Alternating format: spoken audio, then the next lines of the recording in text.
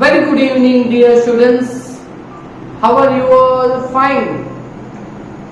Okay, तो अभी हम अपने चैप्टर नंबर 15 वेव्स के लास्ट टॉपिक का डिस्कशन करेंगे, दैट इज बिट्स.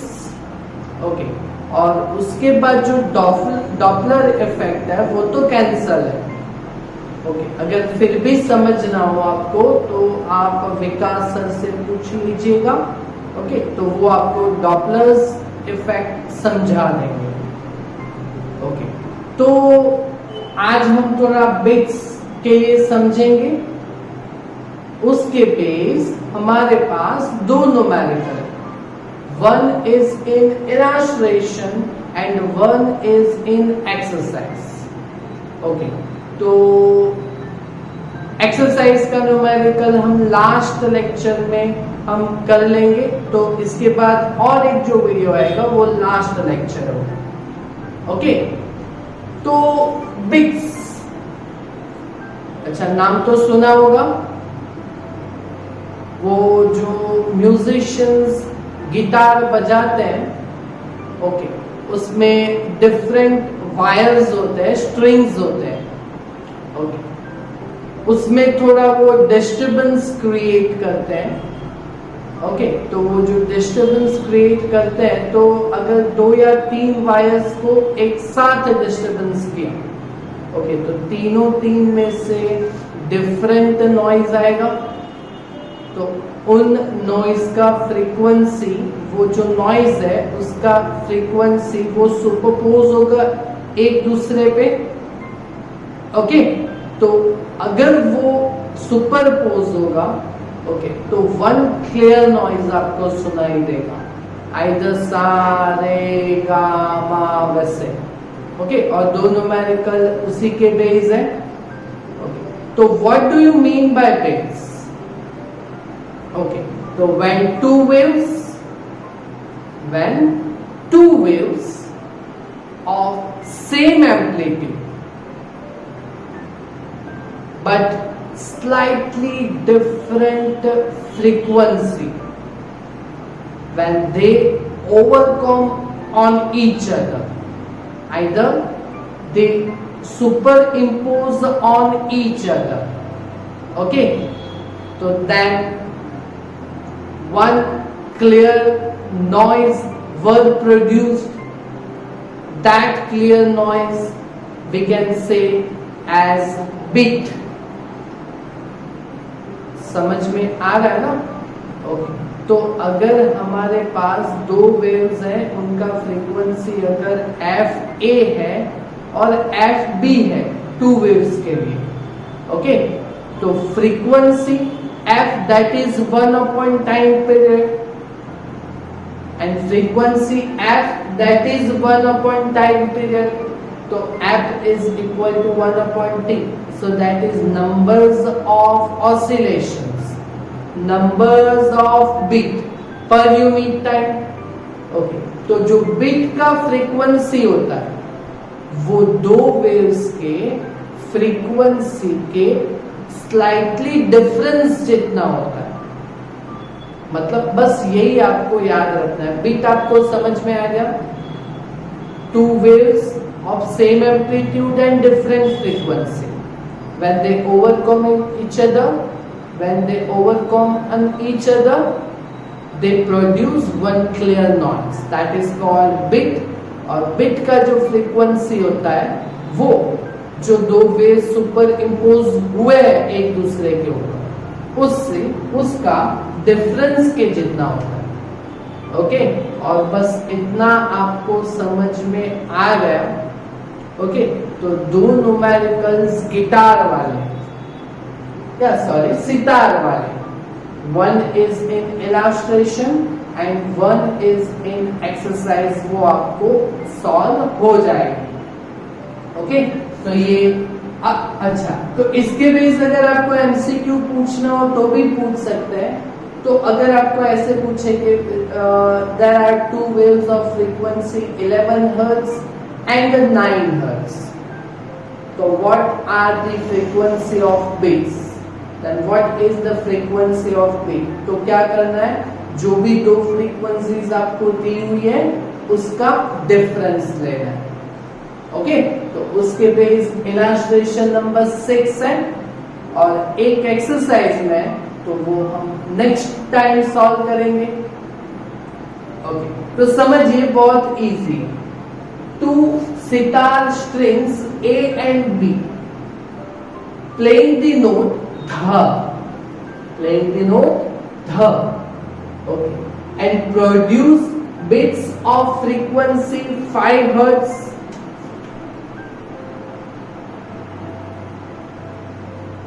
अच्छा, तो दो सितार के वायर्स हैं, स्ट्रिंग्स हैं A and B।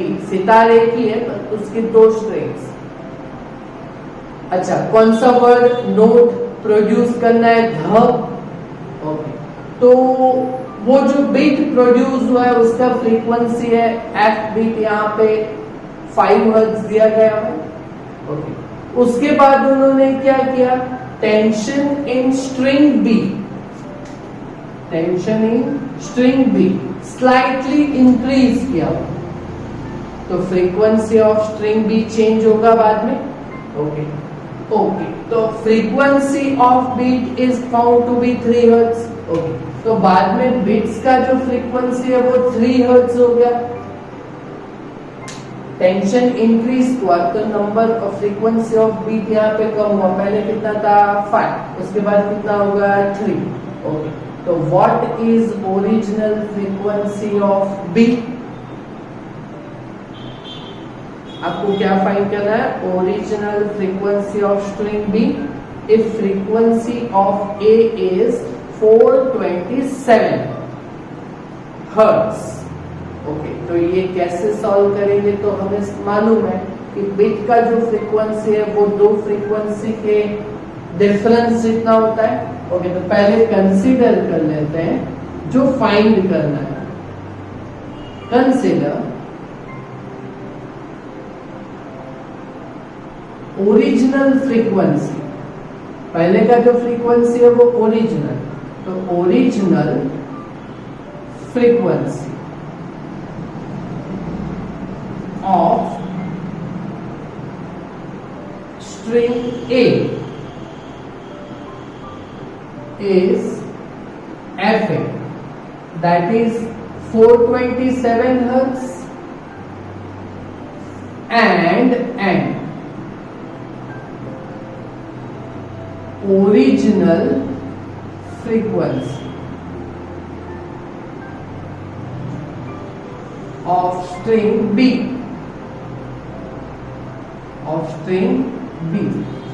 is FB, जो आपको फाइंड करना है। ओके, और बाद में तो क्या हुआ है कि स्ट्रिंग बी का जो टेंशन है वो थोड़ा स्लाइटली इंक्रीज किया गया हो। Okay, and after that, and after tension in string B is FB dash।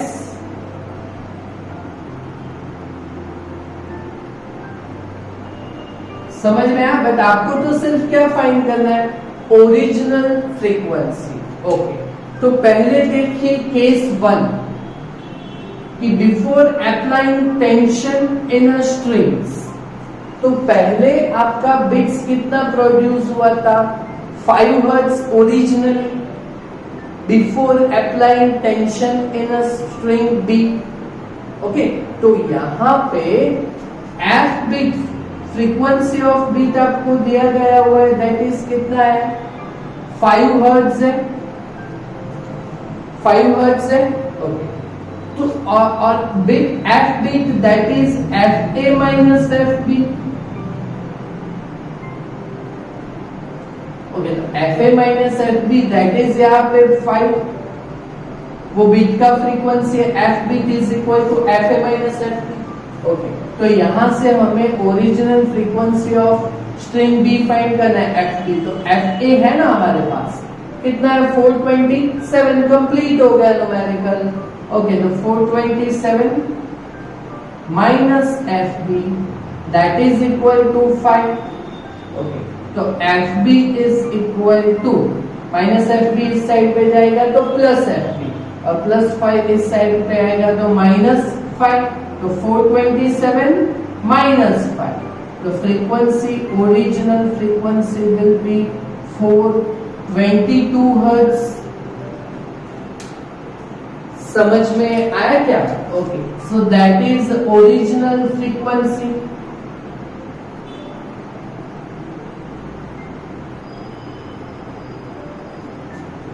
Okay, और थोड़े टाइम के बाद का भी फ्रीक्वेंसी हम फाइंड कर ही लेते हैं कि यहाँ पे स्ट्रिंग बी में थोड़ा टेंशन इंक्रीज किया गया हो। ओके, तो फिर यहाँ पे केस 2, अच्छा तो केस 2 में देखिए कि थोड़ा टेंशन इंक्रीज किया गया हुआ है स्ट्रिंग बी में, so, उससे बिट्स कितना मिला है आपको? 3 हर्ट्ज का। ओके, तो यहाँ पे F beat in second case F B dash is equal to string A को तो ओरिजिनली रखा हुआ है, स्ट्रिंग बी को सिर्फ टेंशन दिया गया हुआ है, तो F A minus F B dash. Okay, तो एफ बिट यहाँ पे कितना है? 3, एफ ए ओरिजिनल कितना है? 427। ओके, या फिर वापस केस 1 की तरह देखेंगे तो उसके बाद का यहाँ पे 3 हर्ट्ज दिया गया हुआ है। ओके, और F beat that is equal to F A minus F B dash होगा यहाँ पे, दैट इज 3। ओके, तो एफ बी डैश अगर हमें फाइंड करना है तो एफ बी डैश इस साइड पे जाएगा तो प्लस। ओके, तो यहाँ पे होगा एफ ए माइनस 3। ओके, तो 427 माइनस 3। ओके, तो बोलो ये कितना होगा? 427 माइनस 3, तो F B dash that is equal to 424, that is hertz. Clear? तो ये फ्रीक्वेंसी ऑफ स्ट्रिंग बी, पर ये कब का है? तो after applying tension, after tension. बोलो समझ में आया आपको? But according to the question अपना आंसर तो यही रहेगा, कौन सा? Original frequency of F B that is ये। बट टेक्स्ट में दोनों किया हुआ है, तो हमने भी 2 सॉल्यूशन लाए। ओके, कर पाओगे इतना? पक्का ना? ओके, तो इतना काम आप कंप्लीट कीजिए। Thank you very much.